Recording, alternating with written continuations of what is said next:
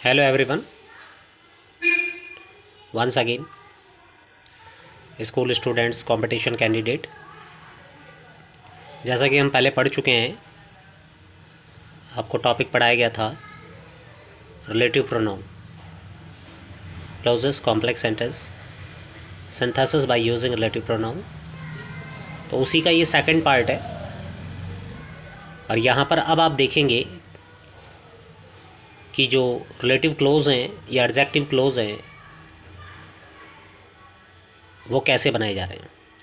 तो first video में जो हमने इसका बनाया था उसमें बताया था कि आपको जो रिलेटिव प्रोनाउन वर्ड है वो फर्स्ट क्लोज के सब्जेक्ट के बाद यूज़ किया जा रहा था, और यहाँ हम जो रिलेटिव प्रोनाउन यूज़ करेंगे उसे करेंगे फर्स्ट क्लोज के ऑब्जेक्ट के बाद, यानी कि जो फर्स्ट सेंटेंस होगा क्वेश्चन का उसके ऑब्जेक्ट के बाद। अब ऑब्जेक्ट क्या होता है ये आप जान सकते हैं। ऑब्जेक्ट जो होता है वो आफ्टर वर्ब या हेल्पिंग वर्ब हुआ करता है। तो मिस्टर शर्मा जो फर्स्ट क्वेश्चन में यहाँ दिया गया है ये ऑब्जेक्ट है।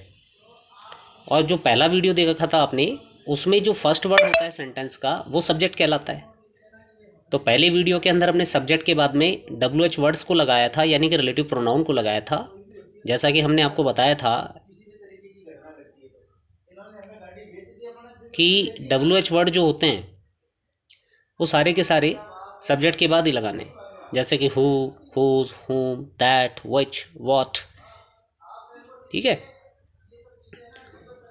तो इस तरह से अब इसमें हम जानेंगे कि यहाँ हम लगाते हैं ऑब्जेक्ट के बाद।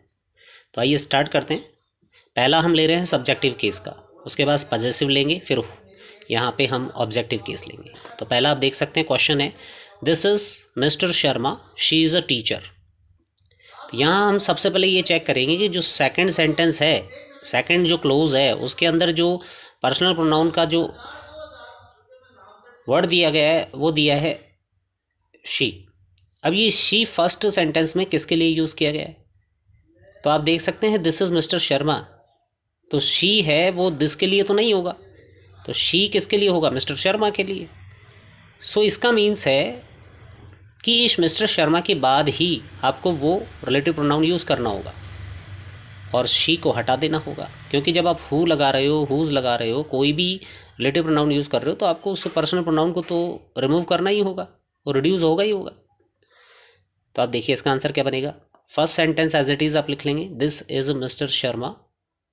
आफ्टर दैट यहाँ पे शी की जगह लगा देंगे हु, क्योंकि आपको ब्रैकेट में हु मिलेगा, तो हु यहाँ लगाया। अब सेकंड सेंटेंस का जो बचा हुआ पार्ट है वो आ जाएगा इज़ अ टीचर।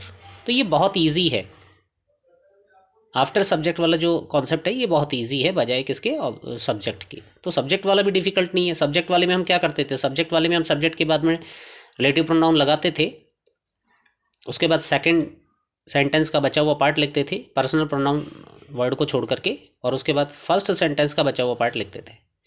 यहाँ पे ऐसा कुछ नहीं है। यहाँ फिर आप देखिए कि हु अगर ब्लैंक के तौर पे दिया जाए, हु के प्लेस पे ब्लैंक दे दिया जाए तो कैसे फिल करेंगे? तो नेचुरल है कि हु के पहले या तो नाउन या प्रोनाउन मिलने वाला है, तो मिस्टर शर्मा एक नाउन है, और ब्लैंक के बाद में आपको वर्ब या हेल्पिंग वर्ब मिलने वाली है, तो ये भी बात क्लियर हो रही है। अब यहाँ पर ये बात क्लियर करनी है कि जब नाउन या प्रोनाउन ब्लैंक के पहले या फिर हेल्पिंग वर्ब या वर्ब ब्लैंक के बाद आ रहा है तो यहाँ पे दो कॉन्सेप्ट सामने आ रहे हैं, दो वर्ड सामने आ रहे हैं। एक आता है हु और दूसरा आता है विच और तीसरा आता है दैट। तो यहाँ पर आप देखेंगे कि ब्लैंक के पहले इंपॉर्टेंट चीज़ होती है, जो ब्लैंक के पहले जो इंपॉर्टेंट वर्ड होता है वही इंपॉर्टेंट है। तो यहाँ आप देखेंगे मिस्टर शर्मा एक पर्सन है, तो पर्सन के लिए तो विच आ ही नहीं सकता, इम्पॉसिबल बात है।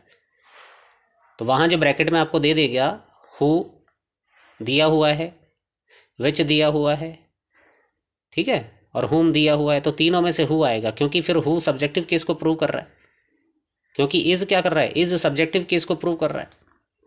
सो आंसर हु आ जाएगा। अब सेकंड क्वेश्चन आप देख सकते हैं, I know the scientist blank, second sentence है हीज बॉडी इज क्रुक्ड। यहाँ आप देखेंगे हीज आपका सेकंड सेंटेंस में गिवन किया है। अब हीज पॉजेसिव केस है तो डेफिनेटली पॉजेसिव वर्ड आएगा। तो आप देखेंगे आई नो द साइंटिस्ट, तो मैं उस साइंटिस्ट को जानता हूँ, तो यहाँ पे हीज किसके लिए? साइंटिस्ट के लिए। तो साइंटिस्ट के बाद ही आप पॉजेसिव वर्ड यूज़ करोगे, यानी पॉजेसिव रिलेटिव प्रोनाउन यूज़ करोगे, लेकिन हीज को रिड्यूस करना होगा ना, तो ये कर देंगे और हीज के प्लेस पे हुज आ जाएगा। किसके बाद? जस्ट उस ऑब्जेक्ट के बाद में, नाउन के बाद या प्रोनाउन के बाद। तो आया, और बचा हुआ सेकंड पार्ट, सेकंड सेंटेंस का part, body is crooked. So answer होगा ये। अब ऐसे ही हुज को फिल करना है तो हुज का रूल्स क्या दिया हुआ हमने? हुज के पहले यानी कि ब्लैंक के पहले अगर नाउन दिया, ब्लैंक के बाद में नाउन दिया, या ब्लैंक के पहले प्रोनाउन दिया, ब्लैंक के बाद में प्रोनाउन दिया, या ऐसे भी हो सकता है ब्लैंक के पहले नाउन और फिर प्रोनाउन, या ऐसे भी हो सकता है ब्लैंक के पहले प्रोनाउन और उसके बाद नाउन। तो ये जो रूल है ना, या तो हुज में लगता है या हुम में लगता है। तो आप इसे कंफर्म कर लें कि कहीं ये पॉजिटिव केस का है तो हुज लगा दें, और ऑब्जेक्टिव केस का है तो हुम लगा दें। That's all. उसके बाद आता है ऑब्जेक्टिव केस। ऑब्जेक्टिव केस का जो क्वेश्चन है वो है she is the teacher, we saw her at school. अब आप यहाँ पे देखेंगे her is given, her is given. अब इसका ऑब्जेक्टिव केस है कि वह एक टीचर है और हमने उसको स्कूल में देखा। तो उसको क्वेश्चन किया किसको, तो किसको जब आता है तो हुम आता है। लेकिन रिलेटिव प्रोनाउन में तो जिसको जिसको उसका मीनिंग देगा। हुम का मीनिंग क्या होगा? जिसको या जो। तो यहाँ पे जिसको, जिसे। तो आप डेफिनेटली हर का यूज़ किसके लिए किया गया है फर्स्ट सेंटेंस में? शी के लिए। बिल्कुल शी के लिए तो किया गया है, लेकिन शी कौन है? टीचर ही तो है, तो टीचर के बाद लगा देंगे। She is the teacher whom we saw at school. अब यहाँ से हर हटाना पड़ेगा। क्यों? हर के प्लेस पे क्या रखा आपने? whom रख दिया, तो हर नहीं आएगा क्योंकि हमने रिप्लेस किया हर को whom से। तो अब इसमें फिर से वही होगा कि अगर यहाँ पे whom को ब्लैंक बनाया जाए तो इसका भी कॉन्सेप्ट क्या कहता है? वही whose वाला कॉन्सेप्ट है, सेम कॉन्सेप्ट है दोनों की। नाउन आता है ब्लैंक के पहले, नाउन आता है ब्लैंक के बाद, या प्रोनाउन आता है, और उसके बाद में हेल्पिंग वर्ब आती है। तो इसको आप छोड़ दीजिए, बस डेफिनेटली क्या हो, ब्लैंक के पहले वाला ब्लैंक के बाद वाला चेक कर लें। इससे आपको हेल्प मिलेगी कि ब्लैंक कैसे फिल किया जाता है। लेकिन ज्वाइनिंग कैसे की जाती है वो भी आपको यहाँ पे ध्यान रखना है। ज्वाइन कर रहे हो तो सिंथेसिस प्रोसेस है, ब्लैंक भर रहे हो तो वो सिर्फ फिल इन द ब्लैंक्स है। इसके बाद हम देखते हैं this is the TV set and she bought it last week. यहाँ आप देखेंगे सेकंड सेंटेंस के अंदर इट गिवन किया हुआ। अब इट आता है किसके लिए? या तो एनिमल होगा, या कोई नॉन लिविंग थिंग्स होगी, या बर्ड होगा। तो आप देखें कि फर्स्ट सेंटेंस में क्या है। तो this is the TV set. तो दिस तो एक प्रोनाउन है, दिस भी एक क्या है? डिस्ट्रीब्यूटिव प्रोनाउन है। तो फिर ये तो ना तो नाउन है, नाउन तो है ही नहीं। तो यहाँ पे हम देखते हैं कि this is the TV set. तो टीवी सेट एक नाउन है, तो क्यों ना इसी के बाद में आप वो वर्ड लगाएंगे। तो हमने इसमें लगाया दैट, और दैट के बाद जो सेकंड सेंटेंस है उसको यूज़ किया, सी बॉट लास्ट वीक। इट तो हटाना ही पड़ेगा ना, क्योंकि इट के प्लेस पे तो आपने दैट लगाया, तो it will be replaced by that. So यहाँ पे जो दैट है ब्लैंक बन के आ रहा है। मान लेते हैं कि दैट को ब्लैंक बनाया, दैट की जगह ब्लैंक है और दैट भरना है आपको। तो आप क्या करेंगे? ब्लैंक से पहले ब्लैंक के बाद वाला रूल फिर देखें। सो आपने यहाँ पे देखा कि ब्लैंक के पहले टीवी सेट एक नॉन लिविंग थिंग्स है, और ब्लैंक के बाद आपका यहाँ पे प्रोनाउन दिया हुआ है। तो आप ये देखेंगे कि हाँ, ये भी एक ऑब्जेक्टिव केस ही साबित हो रहा है। तो ऑब्जेक्टिव केस में नॉन लिविंग थिंग के लिए दैट लगा देंगे, विच नहीं, हुम नहीं, हुज नहीं, हु नहीं, नॉन लिविंग थिंग्स है, दैट लगाओ। लेकिन अगर ये ही पॉजिटिव केस होता, मान लीजिए पॉजिटिव केस होता, यहाँ पे इट की जगह इट्स होता, तो फिर यहाँ पे दैट नहीं, ऑफ विच या हुज आता। तो of which is better than whose answer. उसके बाद देखिए the man lives here, man यहाँ पे रहता है, ही लीव्स नियर मी, और वो मेरे पास रहता है। तो द मैन लीव्स हियर, यहाँ पे आप देखेंगे इसमें आफ्टर ऑब्जेक्ट नहीं आ रहा, क्योंकि हियर क्या है? हियर तो एडवर्ब हो गया।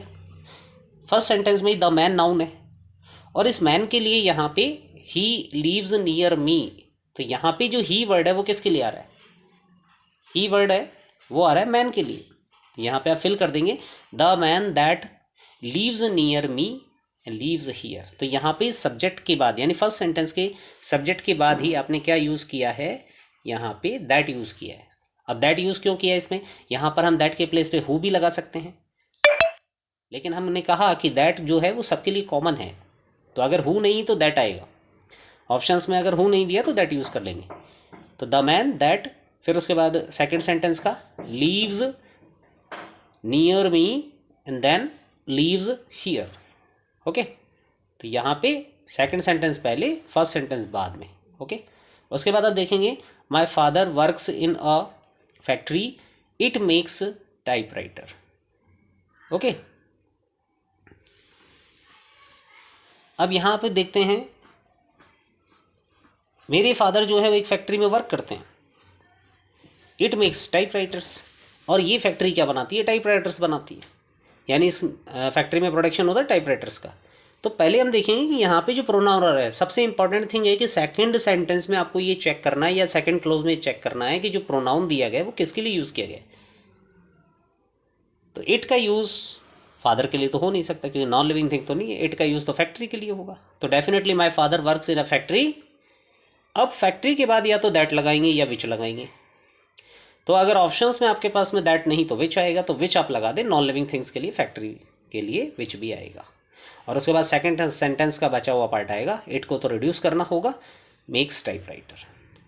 सो इसी तरह से देखिए, आपको ब्लैंक बना के दे दिया जाए और ब्लैंक से पहले नाउन दे दिया, प्लेस दे दिया या कोई बिल्डिंग दे दी, ठीक है, और उसके बाद हेल्पिंग वर्ब दे दी, तो ये भी सेम वैसे ही काम कर रहा है जैसे हु के साथ में काम कर रहा था। तो हु के साथ, विच के साथ और दैट के साथ एक ही रूल काम करेगा। सो आप यहाँ पे बस इतनी सी बात देख लें, क्योंकि बाद वाला रूल सेम हो सकता है, यानी कि ब्लैंक के बाद वाला रूल कॉन्सेप्ट सेम हो सकता है, हेल्पिंग वर्ब या वर्ब आ सकती है, लेकिन ब्लैंक के पहले वाला वर्ड देखना है कि वहाँ पे पर्सन आ रहा है, एनिमल आ रहा है, बर्ड आ रहा है, बिल्डिंग आ रही है, प्लेस आ रही है, इस बात का ध्यान रखते हुए भरेंगे। अब पर्सन होता तो हु होता, कोई बिल्डिंग है, नॉन लिविंग थिंग्स है तो आप विच लगा दें, और फिर अगर नॉर्मली देखें तो सबके लिए दैट लगा सकते हैं, बट यहाँ पे तो नॉन लिविंग थिंग्स है तो which is better than that, that से बेटर है विच, क्योंकि विच जो है वो प्रॉपरली नॉन लिविंग थिंग्स के लिए होता है, एनिमल्स के लिए भी होता है, ठीक है। उसके बाद हम बात करते हैं this is the house, it won the race.